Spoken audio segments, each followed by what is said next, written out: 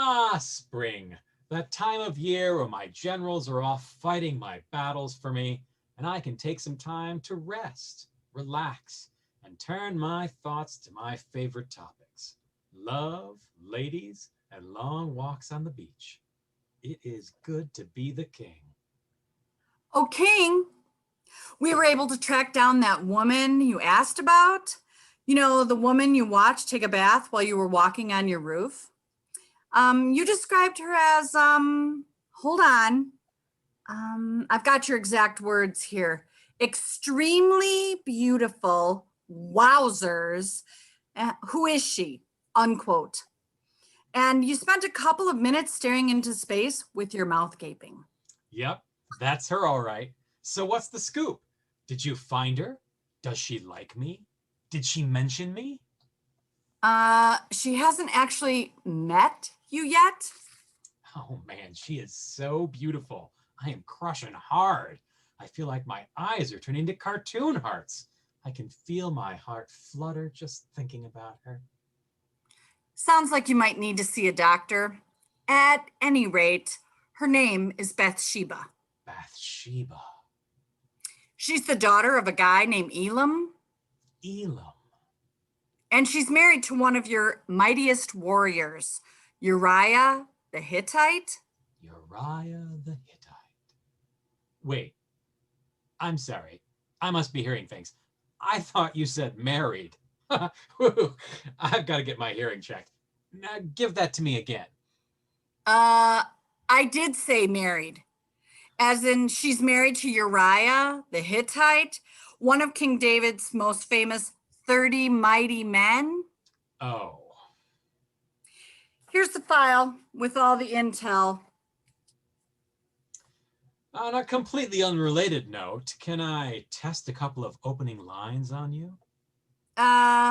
Sure. Though I will warn you, Your Majesty, I'm chronically single, so I'm probably not the best judge. I'm still working on them. They're a bit rough. I ride around town on a palanquin, but I'd love for you to join me as my palanquin. I'll pass. Okay. How about, your hair's so beautiful, like a flock of goats coming down the mountainside? Pass. Yeah, that's probably for the best. Hey girl, is your name Margarine? Because you look right at home in a tub. Really good try. Also pass. Okay then, back to the drawing board. Married to Uriah. Psh, she's whole leagues out of his league.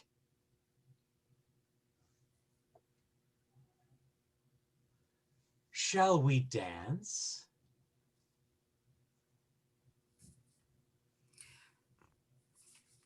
Mail call.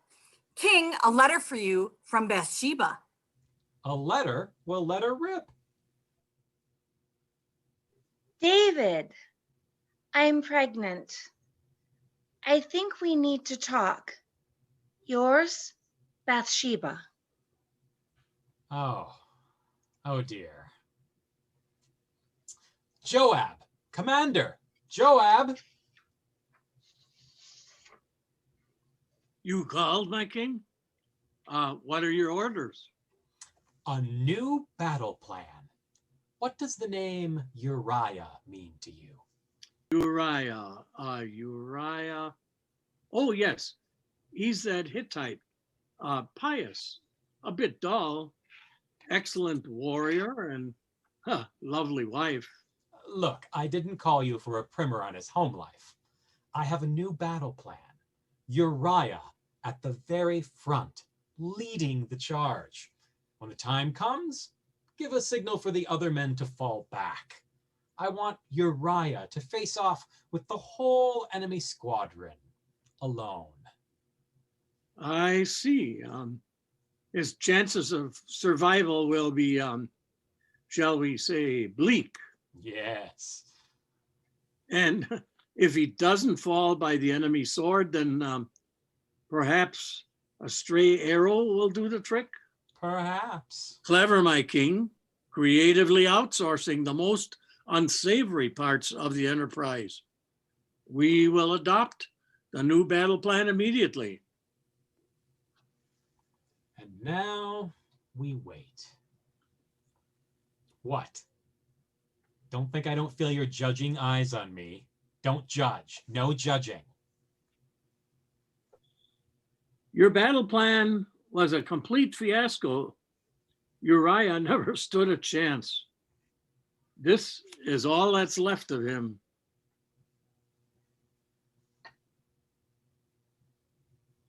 Congratulations, Your Majesty.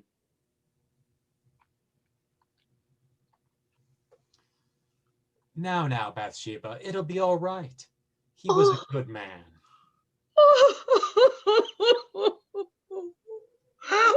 What am I supposed to do?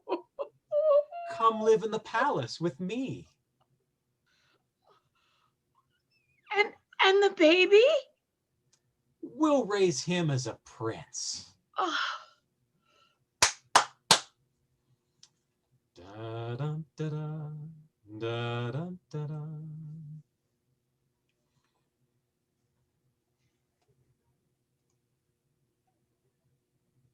David, quick! Somebody get King David!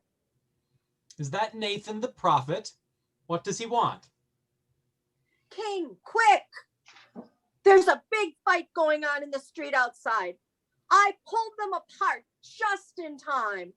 I guess one of them robbed the other. And now they're ready to rip each other to pieces, Bring them in here. Violence never solves anything. says the warrior king. Ooh, and get me one of those tiny hammers. I love those. It's not a real court without a tiny hammer. You thief! Filthy wretch. You reek of money.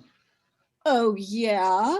You stink like the outdoors. And you have blood on your hands. You have dirt on your face, Kleptocrat! plebeian. Hey, everybody, calm down. Let the accuser step forward so that we can hear the case.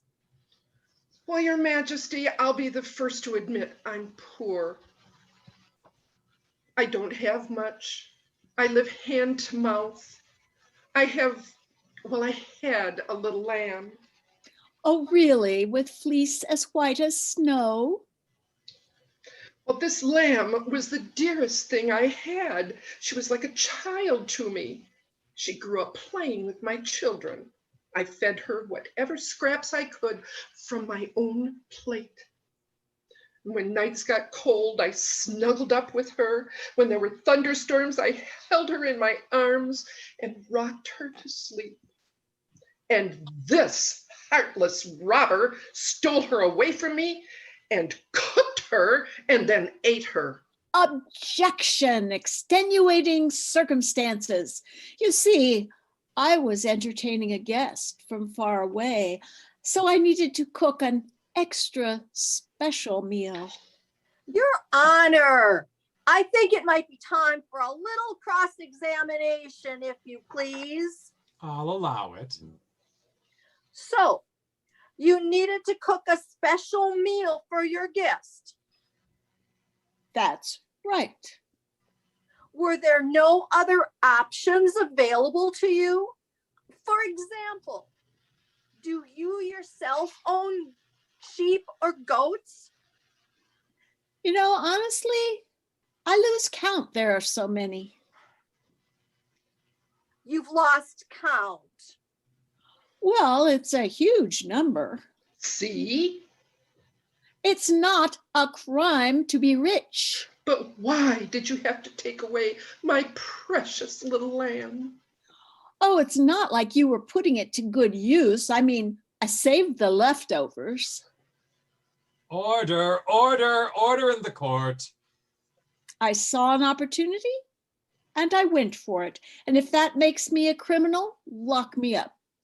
This is unbelievable. I've reached my decision. You make me sick.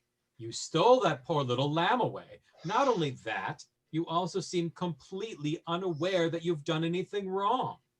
Pity, compassion, self-restraint? Do you know what these words even mean? The perpetrator is guilty not only of the theft of a lamb, but also for the murder of a beloved member of the family. For that, you will repay with 4 lambs. Justice is served. Very well, Your Majesty. And scene.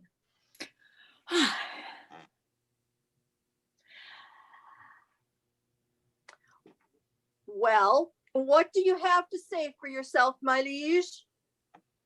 Don't you see? This is you. You are the guilty one. Huh?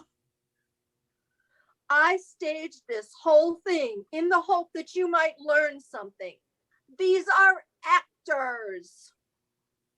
Speaking of which, here are the shekels we agreed upon. Much obliged. And please give me a call if you ever get another gig like this one. I think I have a business card on me here. Now is really not a great time. All right. I want to get lunch. I have this weird craving for lamb chops. Oh my God, you read my mind. Where did that come from?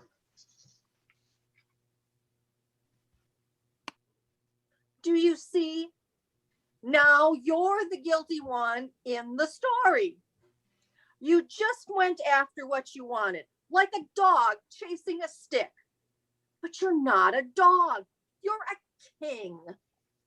And as a king, you have power, including the power to affect other people's lives, to wreak havoc, to destroy families. And because of your whims, an innocent man is dead. Oh God, what have I done?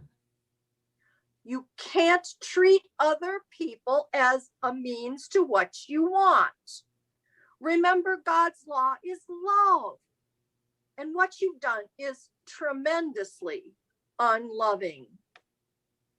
I wanted to cover up my sin, and I ended up making it much worse. I have scorned God's command. Your child with Bathsheba will die. God, forgive me. For a week, David pleaded and prayed. Please spare my child. My king, you haven't eaten or slept in days. Just leave me be. And on the 7th day, Bathsheba, the baby, is it?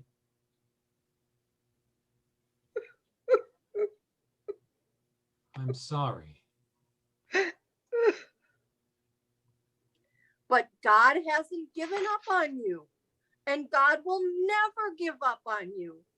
That love will always hold you steadfast as long as you are open to it. And before too long, David and Bathsheba did have a child.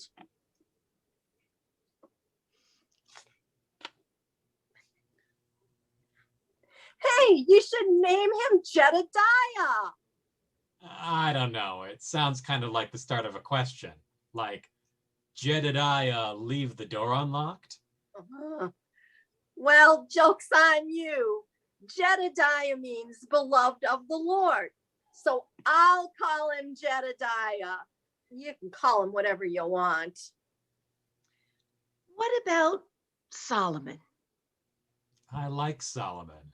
Solomon it is. David was selfish. Who isn't? And a sinner. Who isn't? And broken. Who isn't? And in the end, he found the net of God's love, where each human soul is a knot, bound together for eternity, too strong to sever. Thank God for grace. Am I right? Amen.